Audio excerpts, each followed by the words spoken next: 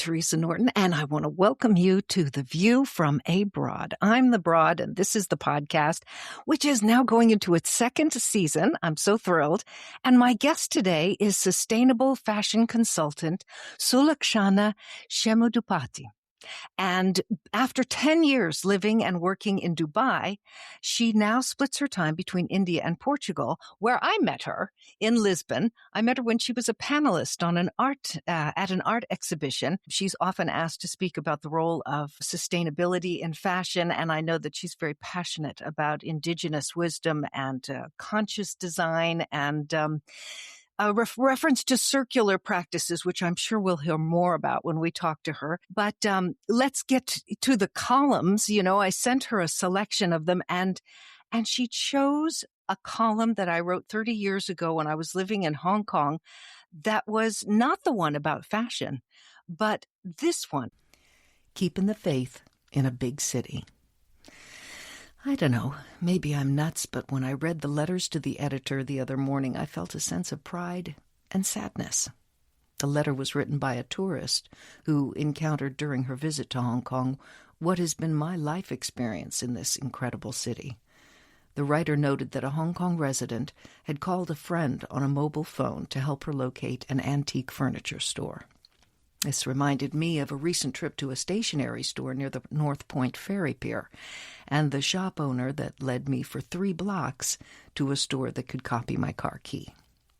Or the lady in the grocery store who, seeing me reach for a box of crackers that looked to be on sale, stopped me, saying, "Those ones aren't on sale. It's the wheat and onion ones." And pulling one of the last 4 boxes out of her cart, said, "Here, you can have one of mine." The tourist from Canada mentioned something else that made my feelings of pride more personal. And I shall never forget the kindness and concern of a little Chinese lady who has a candle shop at the entrance to Stanley Market. She witnessed me stumble and fall on a step near her store, then proceeded to bring me inside and rub liniment on my injured leg. "Hey, kids, it's Ruthie. They mentioned Ruthie in the paper today," I shouted from the breakfast table. We first met Ruthie when we moved to Repulse Bay and would poke around Stanley for kids' clothes and a bite of lunch. Visiting her candle shop got to be part of our routine. We'd stop in to chat, and she always had a toffee or a small candle shaped like a jack-o'-lantern or an Easter egg for the kids. Ruthie's shop is in a constant state of reorganization, and she is busy at work every time the kids and I pop around. Well, popped around. We live in Happy Valley now and rarely make it to Stanley. I was asked by a local friend recently if I find it hard living so far away from my relatives. I said that we try to get back to the United States every summer, but that my dear girlfriends here have become the sisters I never had, and that they and their husbands are the closest things to aunties and uncles my children have known. The thing is, these extended families don't seem to have any members much over the age of 45. And this accounts for the sadness I felt when I read the article about our friend Ruthie. In my mind's eye, I can see those cool, papery hands applying a healing salve, rearranging a shelf of cake pans and scented candles, or darting into a bag of toffees. And those hands could be my grandmother's. I am flooded with childhood memories of afternoons spent with my dad's mother, the woman who never let me beat her at Crazy Eights, whom I watched make me a beaver skin and brown velvet hat as I drank milky tea, who made her own gloves by hand and kept them in a hidden compartment in the armrests of a wicker chair in her bedroom. Snatches of her stories come back to me as I write this. "And that doctor asked my mother, 'How long did that little girl live?' And my mother said, 'Why, that little girl's got 2 little girls and a boy of her own. And I won that lamp in a foot race when I was first married. In those days, for a penny, you could get a paper bag about yay big, filled with hard candy or a rope of licorice. Yeah, about yay long.'"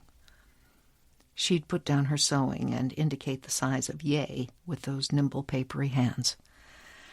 My own mother's hands have that look now, spotted like sand-colored stones, pale blue caterpillar veins resting atop them. Cool, dry, and I'm sure still able to measure exactly how much candy you got for a penny when she was a girl. I miss those hands, the ones my children hold for a fistful of days once a year. Welcome to The View from Abroad. It's so nice to have you with us. Thank you, Teresa. Likewise, this is something I've never done before, and it's so nice to have like a life and work seamless conversation. I really appreciate it. I sent you a number of different columns. One of them was about, kind of a funny one about fashion statements taking place in the 90s. But you chose this one. Why did you choose this column? I think because my life is bigger than fashion. And from a life perspective, this is what stood out to me. And just this whole idea of our experiences coming into a new country and the people that stand out, that's something I still experience on an everyday basis because I still find myself kind of new in Portugal and somehow also new in my country all over again because I was away for 10 years. Right. The stage of life I'm in, this article resonated very strongly with that. Wonderful. Whereabouts in India did you grow up? I come from the south of India. It's a city called Hyderabad. Oh, yes. Okay. Yeah. All right. And then you moved to Dubai. And is that where you started your work in sustainable fashion? I started my career in fashion in India, actually. I was educated at design school in India.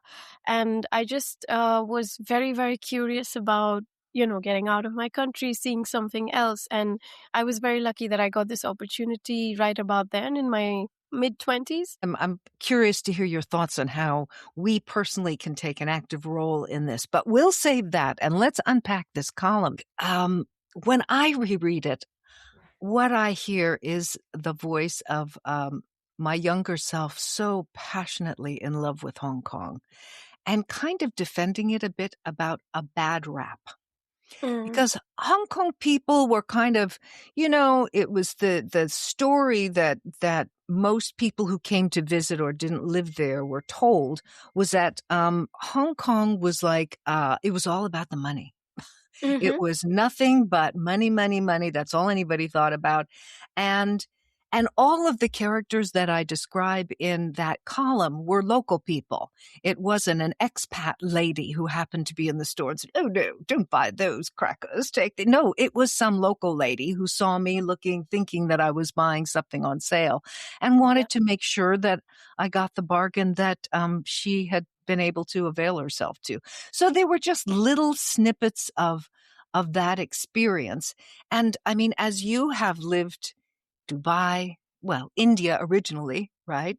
India, Yes. Dubai, Portugal. What are some bad raps that you think some of those places get? Like what's a notion that people have about India that you would like to dispel? Yeah, that's so interesting.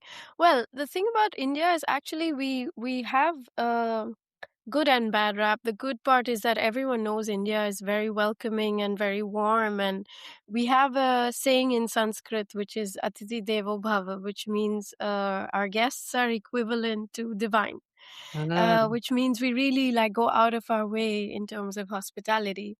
But yes, we do have a rapport for being scammers. And, if you're a foreigner in India, be careful with your belongings and all of that. But I think that, again, we can't generalize because there are parts of India where women are actually, respected in society and considered, we have parts of our Indian society are actually matriarchal. And yes, the thing is, the bad rapport that India has for women's safety and all of that, it does exist, but we can't generalize. Yeah. Okay. So how about Dubai?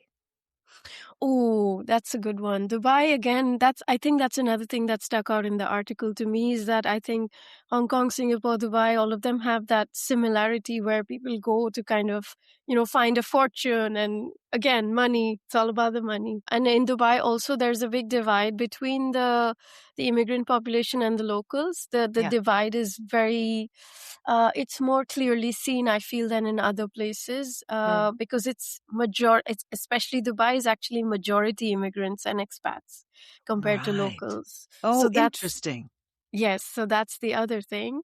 So I think again the bad rap there is that it's a very materialistic society, but and that there's nothing else to do there except go to the mall, which I spent I think 10 years busting that myth because because I found once I met my partner especially, but we found ways to connect with nature and go on hikes and do things that were adventurous in nature. That's what everybody thinks of Dubai as these spectacularly huge buildings and these Yeah, enormous swimming pools and, which it is. helicopters. Yeah. Which it has. I have to Yeah. say it has. But there are ways to live a very grounded, normal life if you choose Mm. to do that.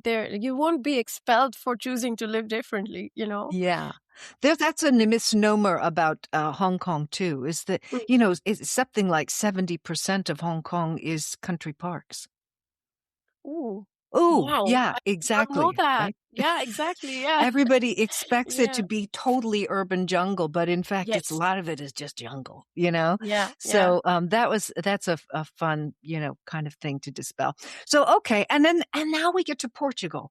And like, what Yes. are some of the myths? I'll share with you a friend of mine before I moved here, a friend of mine who had come on a holiday, Mm. Australian lass, said to me that she was surprised because people, in terms of walking down the street, their expressions were not very welcoming.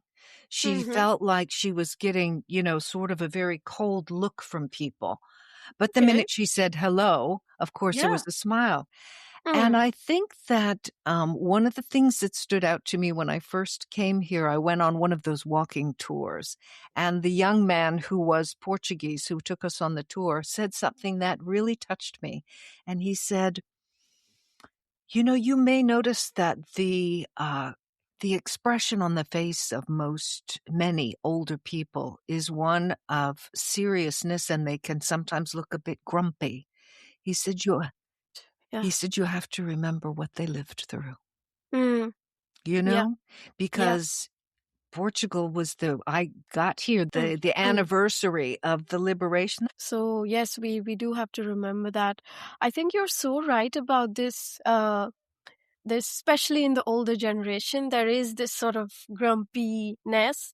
But Mm. I feel the minute you put in even the minimum effort of saying bon dia, or once you show that little bit of effort to connect, they really go out of their way to help you. Often in season one, most of my guests were closer to my age, but I thought it would be interesting to have younger people on this. So if you go back 30 years, you're going to say I was 7 or something like that. But I think it's interesting to talk to younger people just about the changes that are in the world and also looking ahead to when they're older. So Yeah. Ruthie, that lovely, lovely character who ran the little shop in Stanley in Hong Kong. She was bursting with energy. And I think Ruthie probably was about 80, and she was climbing up ladders and rearranging things and always on the move. Yeah. And she was running her own business. Yeah. An independent older woman running her own business by herself. She had nobody else in that shop with her. Yeah. And you as a entrepreneur, as a businesswoman, when you project ahead, what do you see when I tell you that story of Ruthie? I always aspire to that level of energy when when I am that age, because it happened also when I was reading this book Ikigai, and they talk about how in Japan, they don't like they pursue something as for a lifetime, and they don't look at it as work and my work and my life. But sometimes some of them, they take up this thing. It could be art or cooking or running a restaurant or something, and that's just what they do because it brings them joy, and they could do it until the end of their life. And I Mm, always aspire to that. mm. So when I was reading the article, and I could visualize this person, and I really think there is a special determination that Asian women do have. So, Yeah. I aspire to that. I also make reference to my own grandmother. And, she was a tailor when she was young, and she worked in a little tailor shop. And this gives you a picture of what the life was. The ships would bring in the fabric, and the ladies would come in and choose the fabric, and then she would do the cutting and all of that. She worked for a Yeah, lady who ran the shop. So she used to sew, and she made that. I still have that little beaver hat that she made for me. I brought it with love me that. here. I love that. Did you have conversations with your mother or with your grandmother, aunties, or anybody about the good old days or the bad old days or whatever? Yeah, absolutely. I mean, we also have a very strong motivational figure in our grandmother. Both my grandmothers, actually. Unfortunately, one of them is no more, but both of them have been such a big influence in all of our cousins. Like we're about 5 to 7 cousins, and yeah, definitely about the good old days. Yes, of course. So on my paternal side, we actually come from a village, a farming village in South India, and so we hear so much about the ways of the village, and my grandmother's someone who actually still practices that, and I can say she's super healthy, and she's like, for her age, she's doing so well, because there are some practices which she's kind of. We have to stop. You got to double click on some of these practices. Share. Sure, sure. I've never seen her eat anything processed in my entire life. I have never seen her crack into a bag of crisps or anything. I have not seen it with my eyes. She loves gardening. She loves like slow cooking. I remember when we were kids, we spent some time living with her as well. So she would be in the backyard, like doing. We have chutneys in India, which are Oh. like these ground spices and veggies together, and she would be doing them from scratch, like not even using an electric blender, because this texture and everything comes out. Pestle and mortar. Exactly, pestle and mortar, but the size like huge, gigantic, not like a tiny one, like big. Yeah. So she has a. I remember sometimes she would even warm our bath water on like a wood fire, and things like that. So there are practices which, and sometimes I would even, like in India, we have this practice in the villages. It's very common, because toothpaste was not a thing at some point in our history, and so there are people who brush their teeth with a stick of neem. It's Yes. antibacterial, and it's no chemicals, nothing. Neem Very oil. natural. Neem oil is also a thing, yes. Yeah. But for brushing, you use like like a stem of the tree. And we also have this Ayurvedic system of oil pulling, which Mhm. is you swish around a tablespoon of oil in your mouth first thing in the morning, and it's supposed to be naturally cleansing. And she, for years and years, I remember she did that. Was it coconut And oil yeah, or? it's usually coconut oil. And then the same thing for her hair, by the way. She has waist length hair still at the age of nearly 90. Like, she has a long, luscious hair at that age. And it's all because of these practices. So, Well, listen, I'm just thinking what a blessing for a yeah. young woman of your age to have been able to experience things that go so far back. Yes, Not as absolutely. on a vacation Mm. in Yeah, your as life, a you know? lifestyle. Yes, Oh my exactly. gosh, Yeah, that's yeah, wonderful. yeah. That's Yeah. great.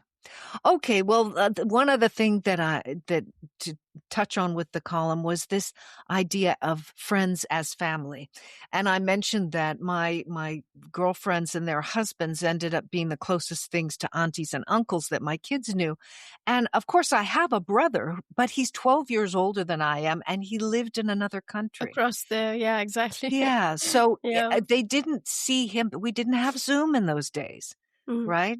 So mm. the only time they would see him is if we were in the same place at the same time. So they're very close to him now, but not when they were growing up. And that family that grows sort of beautifully out of friendships. I'd never had any sisters, and I got all of these sisters growing up through my girlfriends. So is that any of that part of your experience living abroad? Definitely, yes, because It's hard. The thing is, I've always grown up very close to my family, and so moving to another country meant that it's like you suddenly feel without those references, right? The emotional part of it aside, those references that you have, and like I said, like these pieces of other people's routines that you kind of bring into your own, and suddenly those Yes. go missing.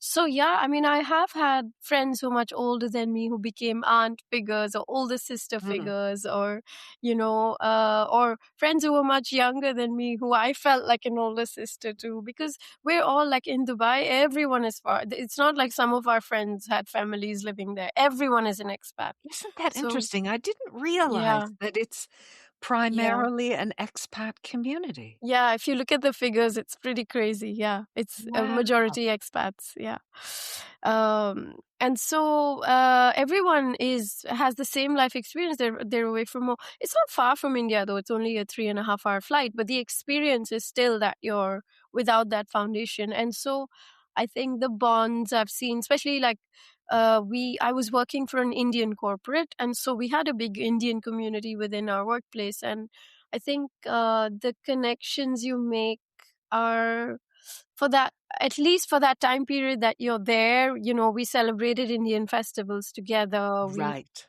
We kind of, if somebody's like, I had a friend who lost a parent during that time, so then you show up in that immediate moment because their brother and whoever it is that can be there is far away. Far away. So you then go in, and I've had exactly that. Like when I had a family crisis, I had a friend come in, like book the tickets, because your mind is not functional at that time. And so I feel like they're kind of stand-ins for your family for at Yeah. least for that period of time. And when people do move on and make a life in yet another country, that connection still stays. But Yes. I And feel it's like so much easier nowadays to yes, sustain those yes, long exactly, distance relationships.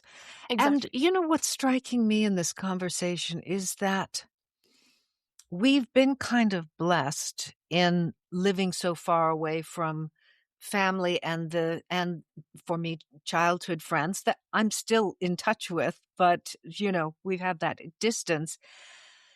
I think what you get is an appreciation for the importance of these friendships and a willingness and a joy and investment in nurturing those Yeah, relationships yeah, that you don't think about so much if it's just the same people you've always seen your whole life and you can kind of take it for granted. I feel like the friendships I've developed over a lifetime in Hong Kong and now the new ones that I've got blossoming here in Portugal are extremely precious to me. Yeah. yes. And I would also actually add something more to that. That yes, because it's kind of like you're on an island, and then the connections you make become super important, even just for your emotional health and survival. Mm. But I think for me, the other thing that happened was that some of my friendships back home even became more precious, because I felt like, oh my God, like that connection, I've never been able to replicate that Yeah. either. So I have a couple of friendships that have now been like maybe, I don't know, 15 years, 18 years. And I find them becoming more and more and more important as I'm, getting further and further from my home base. But that I've also had that experience. Yeah. Yeah, You know what's running through my head? I was a Girl Scout when I was little, and there was a song that they taught us. Make new friends, but keep the I've old. heard this. One Yeah, is silver and the other's yeah, gold, right? yeah, yeah. And one of those golden friendships, Geraldine and her husband Bill are coming out to Portugal so that she said, I have to come out so that we can turn 70 together. We Oh, I became love that. friends in the second grade. Second Oh grade. my God, I hope I have that. Okay, listen, let's take a little break. And when we get back, I want to hear your story.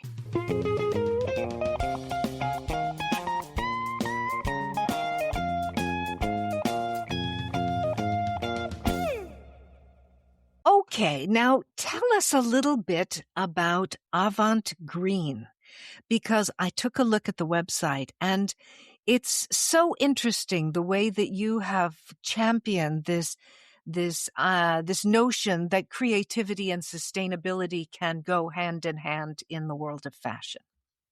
Yes. So it's avant-green, which is kind like there's a concept in fashion which is avant-garde, which is, ahead of its time. And so for me, avant-green represents everything you need to do before you can call yourself green. And so it's that journey that is important and the steps you take in that journey. And that's what matters. The passion for it comes from a few things. So the first thing is because I come from India, and India is the manufacturing hub for a lot of the West. So Yes. the direct consequences of that are felt there. Like I've been on factory floors, I've seen the working conditions. You also see the emissions and the water pollution and all of that. Like it's firsthand. And so I think throughout my career, it was at the back of my mind, but I was just enjoying what I did so much that it never came to the forefront. But now that it is, I'm trying to, like you said, like really avant-green for me is an exploration of how can we get creativity to be seen through the lens of circularity and sustainability. Hmm. Because at the end of the day, fashion is it's an artistic means of expression, and this is something designers question all the time. How do we make this interesting? How do we make this still something desirable while respecting, planetary boundaries and trying to do something that uses resources efficiently? Okay, can you give us what's an international fashion brand that you feel has made a good connection between creativity and sustainability? There are some that I really admire which come out of India. I'll Hmm. mention one from India and one internationally. There's one that is called Oshadi, which comes out of India. Hmm. And they look a lot into cultural textiles from India, and they actually measure every aspect of their impact. If you go on their website, they know how many liters of water they've saved, how many women they've employed, and how much of their carbon footprint they've managed to Mm. optimize. That is one I look to a lot for inspiration. So they tap into Indian textiles and give it a very modern and a global aesthetic, which I really Mm. love. And the fact that they're able to communicate their impact so clearly is amazing to me. And they are considered one of the front runners with sustainability in Indian fashion. Globally, one of the labels I look up to a lot is Stella McCartney. Ah. It's from the UK. The thing I love about them is that they are the first ones to adapt any new material innovation, and they do it all. Like every season, it's a new one. So when mushroom leather started coming out, they were the first ones. There's this new brand of like vegan fur. A fur lookalike, but sourced from plant-based materials. They're always trying new things. Unfortunately, because they are kind of at the higher end of the fashion spectrum, it doesn't always filter down to the mass market. It's not Right. as affordable. But Yeah. what I do love about them is that they champion this, and Yeah. so other designers and other brands in the market could be inspired from it. Right. Okay, So one last question here. What could a listener do to go back and look at their closet and say, this is something I could do that would allow me to feel like I'm making the most of what I've got and not um, wasting anything? I was at Hmm. an event where there were a couple of stylists who encourage sustainability. And what I learned from them was that the first thing we as consumers can do is know ourselves. Because as women, we're sold, a spectrum of trends, and a lot of the beauty and fashion industry feeds off of our insecurities as well, especially as women. And so it would be really great for us to know ourselves a little better. And so then we're not attracted to every passing trend. I think the problem in fashion is because, I mean, every few months the trends change. And so we feel this pressure to keep up with those trends. But instead of that, if we just felt like already confident to begin with, and there's a difference between being stylish and just being trendy, knowing, appreciating that difference, I think can help us use what we have a bit more creatively. That's a wonderful quote. The difference between being stylish and being trendy, right? Yeah. Yeah. Okay. Let's get back and hear your story.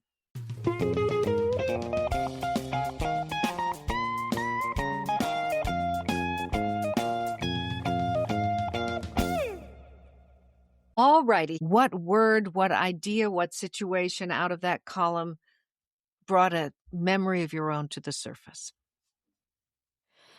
So many. Well, the most immediate one would be that about a year and a half ago, I lost my mom, Oh, unfortunately, to a long-term disease. But I think this, when you mention the hands of your mom, it was something that struck out to me very much because in the last months of my mom's life with her disease, she had a lung problem, so she was quite frail and weak. But the grip she had with her hands, like sometimes I would be kind of, walking, like leaving the room to get something, and she would want to call me back, and her like she would pull me back, and I'm like, how is she able to do that? Like, how does she have this insane strength? Because she was quite debilitated mm, by this condition. And when you were talking about, the wrinkled hands of your mother, I remembered that, and it made me smile because I was like, seriously, how did she do that? yeah. This thought of wrinkled hands, it always also reminds me of both my grandmothers. They were both Mm, very inspirational in my life. mm. My maternal grandmother had this, she was actually a PhD in nuclear physics. She was the head of department of physics in the local university in her town. She was very career focused, but when it came to the grandkids, she would be going out of her way to, when we were there for summer vacations, cooking us the best things. And I remember she always had a shaky hand, and I still remember her pouring out milk with chocolate for us with that, and I used to be like, should I step in, should I Yeah. like, but I remember just going through with it, like, without a care.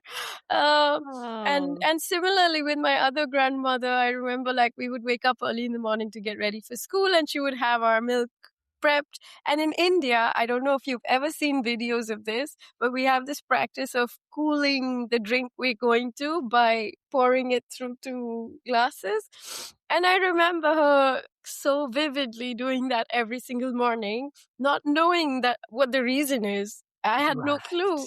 It's like, what? Why is she doing that? I don't get it, but okay. And Yeah. now when I look now, sometimes I teach my husband to do that with the coffee when we go to an Indian restaurant, and it always takes me back to that. So Wow. there was this moment in the article when you mentioned, your mother's wrinkled hands with the thin veins, and that really reminds me of all of these women, and the efforts they've made, and their role in my life. So Yeah. I think that was it. Yeah. I'll tell you something. You've got a long way to go before this is part of your story. But I got a little choked up when I listened to it again because I realized that my grandmother's hands became my mother's hands, and my mother's hands are now mine. I've Yeah, got the little stone, the little brown stone yeah, marks and the little caterpillar veins on the top of my yeah, hands. yeah, And that's just part of the nature and I think part of the beauty of getting older is yeah, that I it, they have not figured out yet how to Botox your hands. Your hands will be the giveaway. And yeah. I I think love that's that. beautiful. I Yeah, think that's yeah, wonderful. true. Yeah, Anyway, listen, my dear, thank you so much for being a guest on The View from Abroad.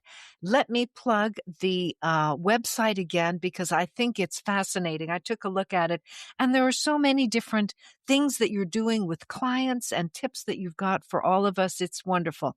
So it's www.avantgreen.com. So that's AVANT green.com. And I would encourage you to go and have a look at that. If you are enjoying this podcast, do me a solid. Please take a minute to follow, review, comment, and share with your friends if you think they might enjoy it. And whatever life is bringing you at the moment, be sustainable. in both your lifestyle and also your emotions.